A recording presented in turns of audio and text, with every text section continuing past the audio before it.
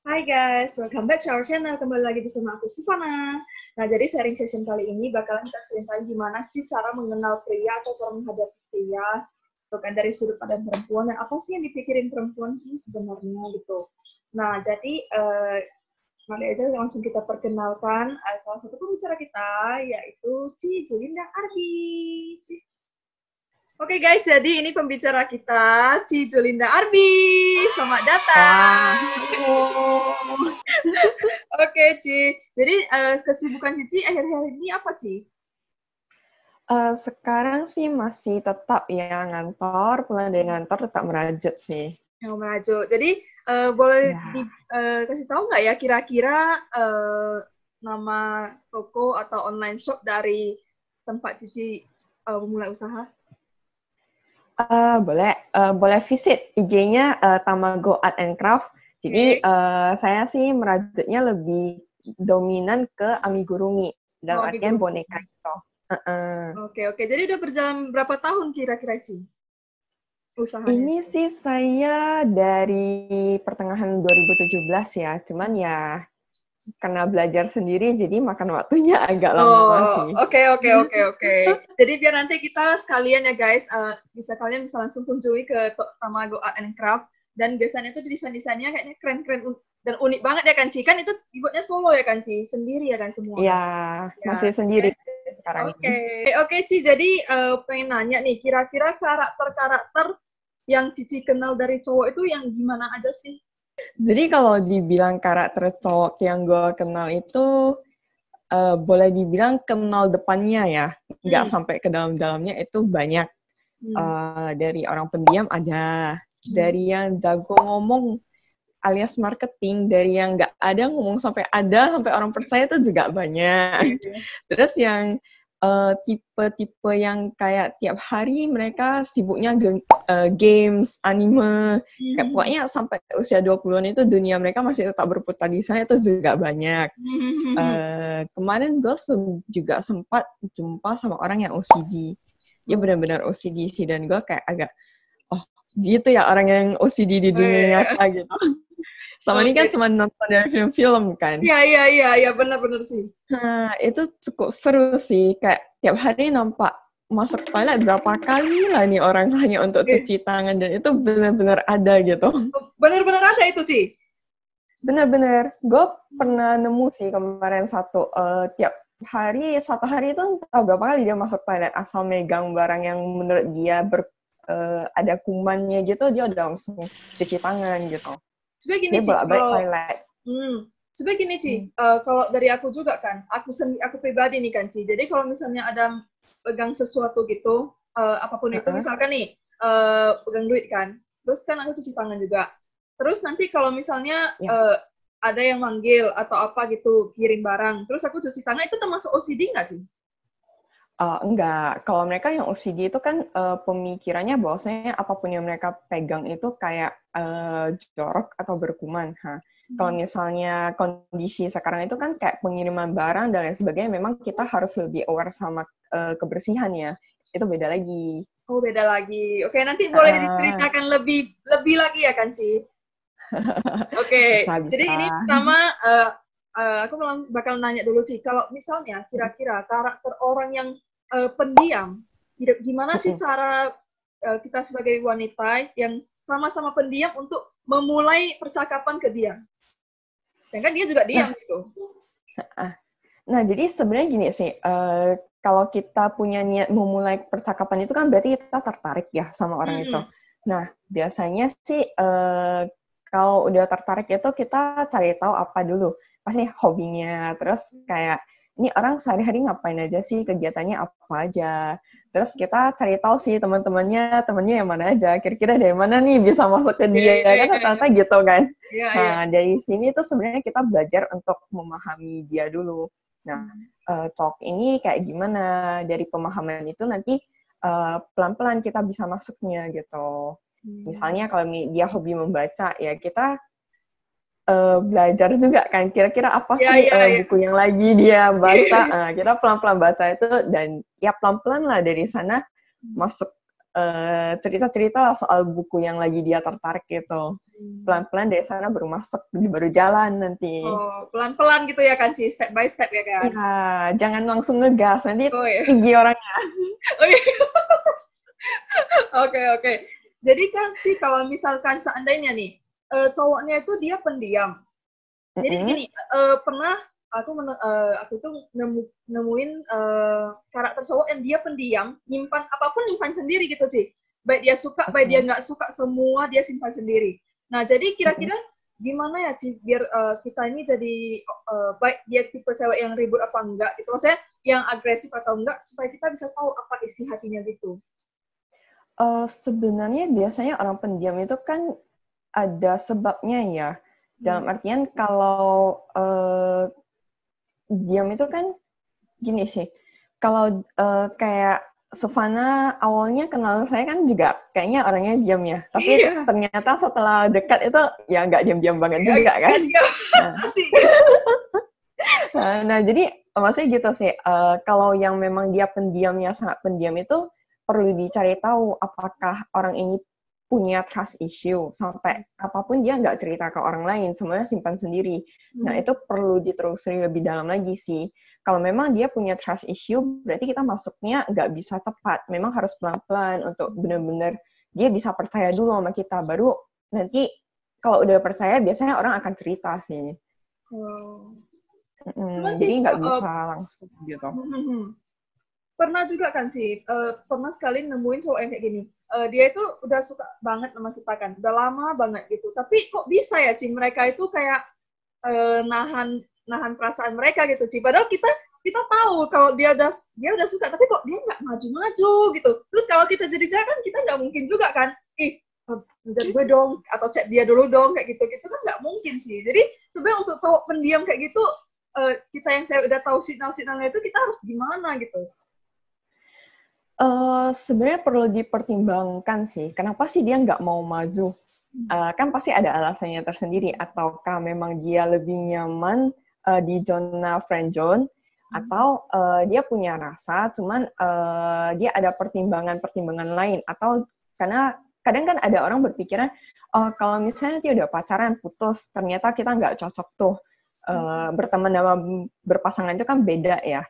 Nah, mungkin tuh harus cari tahu dulu pertimbangannya itu kenapa dia nggak maju, kenapa. Kalau udah tahu, baru bisa cari solusi lainnya gitu. Sebenarnya zaman sekarang nggak harus cewek, nggak harus nunggu cowok sih. Iya juga sih, Ci.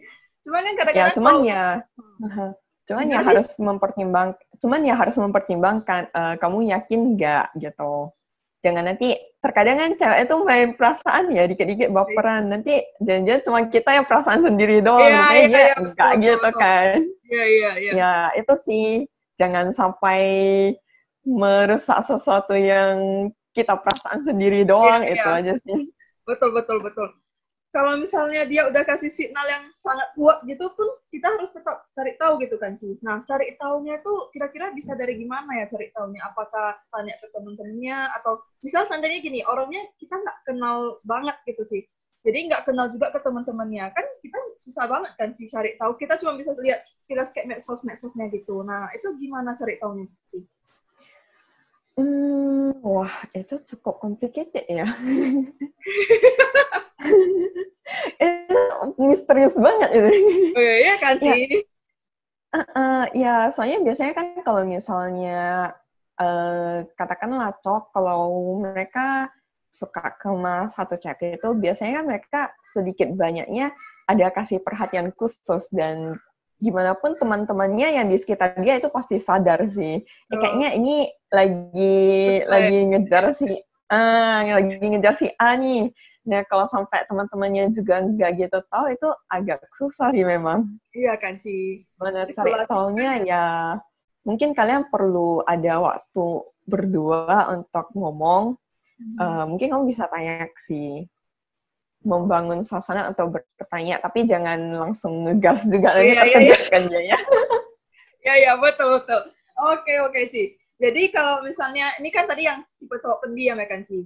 Nah, jadi kalau misalkan kita nemuin tuh cowok yang tipenya kayak marketing atau agresif atau misalnya kita bisa bilang ribut.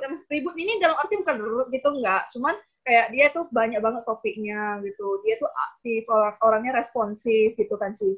Nah, gimana sih kita hadapin cowok yang kayak gitu? Nah, biasanya cowok yang seperti itu kan pandai ngomong manis juga gitu. Gimana kita bisa membedakan dia serius apa enggak gitu sih? Lihat actionnya sih kalau yang itu ya. Action ya. Dalam artian kalau misalnya cowok yang pandai ngomong, mereka kan otomatis agak bingung ya kita, benar atau enggak. Ya lu perhatikan ke actionnya, dia berani nggak ngajak kamu keluar ke lingkungan teman-temannya.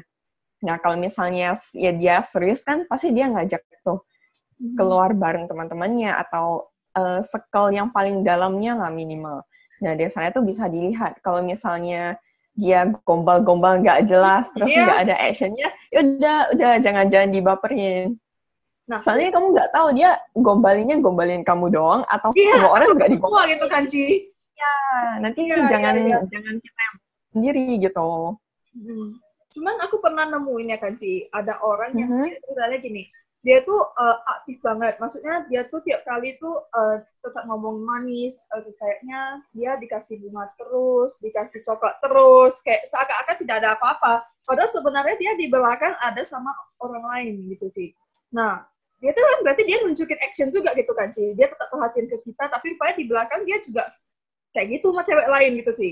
Nah, itu gimana tuh, Ci? Ke semua orang juga gitu berarti. Tapi kita nggak tahu pertamanya, kita nggak tahu. Oke. Nah, makanya kalau dari saya pribadi ya, biasanya sih ngelihat dia berani nggak ngajak kamu keluar bareng ke teman-teman yang benar-benar di dalam circle-nya itu. Jadi kan kalau kita teman kan ada teman yang teman-teman biasa gitu, ada teman-teman yang kayak udah sahabat gitu. Kalau memang dia berani ngajak sampai ke sahabat itu biasanya ada pertanda positif sih. Dalam artian, oh ini lebih spesial. Kalau udah berani ngajak sampai ke keluarga kan nggak mungkin dia main-main ngajak 2-3 orang jumpa keluarga kan. Kayaknya itu kalau di luar negeri nggak tahu ya, tapi kalau di Indonesia terutama di Medan itu kan pasti langsung dia sendiri yang bakal disidang sama orang tuanya kan. Ya juga. Rasanya sih. Betul Ci. Nah, jadi Ci, kira-kira kok yang ketiga itu kan tipe orang yang suka banget nge-games. Nah, jadi dia tuh kemana-mana sama pacarnya juga main game gitu. Jadi kadang-kadang dia perhatian, kadang-kadang enggak. Jadi kayak, terus kadang-kadang ada juga tipe yang gamingnya tuh parah. Dia nggak fokus untuk pengen sama cewek ini, atau dia suka, tapi dia nggak ngejar karena lebih penting kayak games, setiap harinya tuh games gitu. Gimana itu kira-kira sih? Nah, kalau jumpa tipe kayak begitu sih, kalau masih PDKT ya udah biarin aja, cari yang lain aja. Oh, serius? Betul, aku setuju juga sih. Soalnya susah, kalau maksudnya gini, kalau kita pacaran itu kan dalam artian kita udah berpikiran untuk kedepannya gimana, apakah bakal dibawa ke jenjang merit atau ya mau pacar. Kalau misalnya bilang pacaran lama-lama gitu nggak jelas kan kayaknya nggak usah lah, buang waktu kan. Kalau memang masih PDKT udah buang aja ya, cari yang lain.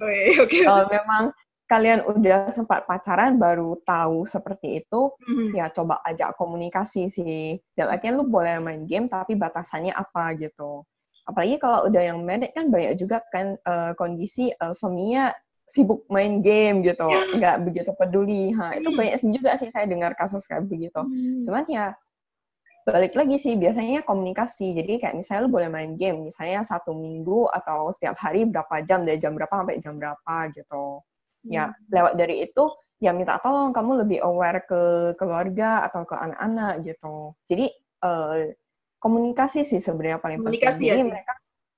Jadi mereka bisa tahu batasannya gimana. Karena kan kalau nggak dibilang juga, mereka juga manusia kan, nggak bisa menebak kita juga. Iya, betul. Nah, kadang-kadang ada orang yang edited banget itu sampai mengerikan banget gitu kan, Ci. Jadi kayak, kadang sih pernah nemuin kasus juga, dia sampai jam makannya itu, dia kayak, gue nggak peduli dulu lah makan, nge-games dulu gitu. Jadi lama-lama bisa gede juga ya kan, Ci, kan? Kok games mulu nih orang gitu. Berarti terakhir ujungnya, intinya itu komunikasi gitu ya kan, Ci? Ya, komunikasi. Karena kalau misalnya yang mereka udah berusia dan mereka sadar apa yang mereka mau dalam hidup itu biasanya mereka tuh main game, tapi udah ada batasannya. Nggak begitu terlalu edik banget. Biasanya kalau yang belum tahu, yang kayak hidupnya ya udah jalani gitu-gitu aja, mereka addiction-nya sangat kuat sih di sana. Oke, Biasanya oke, sih oke, Ci. begitu. Kecuali kalau memang game itu udah jadi sumber Ya, pendapatan, itu beda lagi ya ya itu cerita ya. beda, itu beda. Mungkin kita Nah, bisa itu beda ya kan, ya. Ci? Ya, Nah, setuju, itu setuju. beda cerita lagi. Ya. Oke, oke, Ci. Jadi kalau misalnya yang ketiga gaming, yang keempat tadi kan OCD ya kan, Ci? Iya, Hmm. OCD. Gimana itu hadapi orang OCD? Waduh, itu benar-benar harus ke profesional sih kalau untuk ngadepin Oke. orang OCD. Kalau misalnya untuk relationship ya, Ya, ya, kalau ya, ya. untuk lingkungan pertemanan sih, ya kita lebih mengerti aja. Biasanya kalau ngajak keluar itu, mereka nyaman nggak gitu. Ke tempat-tempat apa, kita kasih tahu dulu. Biasanya lu bisa kasih tahu dulu, mau ngajak keluar nih, misalnya ke kafe ini. Kalau memang dia ngerasa nggak nyaman, ya udah nggak usah. Kalau memang dia mau ikut nyaman, ya udah gitu. Dan ya perlu dimengerti sih, bolak-balik ke toilet itu kayak udah biasa gitu. Berarti pun Kalau untuk ya harus pemahaman dua pihak juga ya kan sih. ya kalau untuk jadi pasangan itu wah kurang tahu sih. Saya nggak berani terlalu berkomentar soal itu. Iya, iya, iya. Sebenarnya kalau misalnya kadang tentang kebersihan mungkin boleh kita ini ya sih, misalnya kita tetap harus jaga kebersihan, cuman kadang-kadang kalau misalnya udah sampai terlalu juga itu nggak gitu baik Iya, gitu ya kan sih. iya segala sesuatu berlebihan itu kan Itu tetap nggak nggak baik. bagus kan. Oke, Ci. Itu sih. Nah, jadi Ci kalau misalnya nih ada cowok yang dia tuh posesif banget. Jadi kita jadi cewek tuh Oke. kan gini ya, kalau Cici tipe-tipe yang introvert. Nah, kalau aku tipe-tipe Mhm, extrovert. Jadi menurut aku nih kalau mhm. kadang-kadang cowok posesif itu ada baiknya, ada nggak baik? Ada baiknya, oh mungkin dia memang menjagain kita banget, dia cinta banget. Tapi nggak baiknya kita kok kayaknya, Ya. kok gue diatur-atur sih gitu. Nah, kalau dari pihak dari sudut pandang Cici nih, Cici merasa cowok yang kayak gitu tuh gimana? Dan terus cara mengendalikannya itu gimana tuh? Wah, cara mengendalikan ini, wah, ngeri rasanya. Nah, jadi gini ya sih, kalau tergantung fase kalian, nah kalau misalnya fase PDKT, berarti kalian harus menyiapkan diri sih konsekuensinya kalau kalian jalani lebih lanjut, in the future kalian udah tahu, kalian kemana-mana itu pasti nggak bisa bebas. Nah, gue pernah PDKT sama orang posesif dan akhirnya ya tidak berlanjut, karena aku tipe orang yang Kak independen sih, dalam artian gue random tiba-tiba mau ke pasar, ya udah gue ke pasar aja, dan ternyata pas masa PDKT itu si cowok itu nggak terima, kenapa lu nggak bilang gitu, padahal menurut gue itu simpel aja sih, ke pasar bukan masalah besar kan. Ya udah ternyata nggak cocok. Nah, kalau misalnya memang udah jadi pasangan tuh ceritanya, biasanya sih kalau gue lebih nyaranin kayak lu komunikasi sih. Dalam artian sampai batasan mana, ataukah setiap saya sebelum keluar sama siapapun itu saya harus minta izin dulu. Kalau misalnya saya mau kemana-mana, sebelumnya saya harus minta izin minimal H-1 gitu, atau gimana. Ya dikomunikasikan sih supaya nggak bentrok gitu. Posesif ini kan kayaknya agak susah ya. Kayaknya agak susah diubah sih memang itu. Jadi ya pengertian lah, saling toleransi aja sih. Oh gitu. Ya berarti ya intinya kalau misalnya ya harus dua pihak juga karena kan kadang sih kan kalau kita ngomongin posesif ada juga cowok yang maksa sih. Lo harus dengerin gue nih. Kalau gue kayak gitu lo gue bilang kayak gitu lo harus kayak gitu. Kalau enggak ya udah kita putus aja. Dan si cewek karena saking cintanya sama dia sih, si cewek dengerin terus jadi bodoh, bucin. Nah, itu gimana gitu sih? Apakah cowok kayak gitu itu harus diputusin atau cowok itu harus pertama-tama dikasih tahu dulu atau gimana sih? Itu biasanya tergantung sama si pasangan sih. Saya sebagai pihak luar mungkin kita bisa bilang, oh ya udah nggak usah lu cari yang lain aja. Tapi kan kita nggak tahu mereka yang menjalaninya seperti apa. Feeling mereka satu sama lain itu seberapa dalam. Cuman kalau memang udah sampai suka masa gitu, menurut gue sih sebagai cewek kita juga harus tegas, harus punya batasan dalam artian jangan disuruh, lu nggak boleh keluar, lu di rumah aja, terus lu di rumah aja, bener-bener di rumah aja, nggak boleh keluar, kayak disuruh, handphone kamu nggak boleh ada kontak sama cowok lain, semua delete, habis itu lu delete semua gitu, itu kan kayaknya nggak logis ya. Ya. Jadi cewek itu kita juga harus tegas, jangan sampai habis putus sama dia itu, ya udah kita nggak ada dunia lain gitu. Kita harus kasih tahu sih, gue sama ini lu mau baca handphone gue silakan, tapi ya gue maksudnya kayak kan nggak aneh-aneh. Misalnya kalau memang kalian ngomong kerjaan ya udah fine-fine aja. Harus tegas sih sebagai cewek untuk menentukan batasan kalian seperti apa. Jangan sampai orang yang memaksakan ini jadi kayak merendahkan harga diri kalian, kayak kalian mentalnya jadi benar-benar down banget. Jadi kayak nggak ada dia kita nggak bisa hidup, itu nggak boleh sih. Itu udah nggak sehat.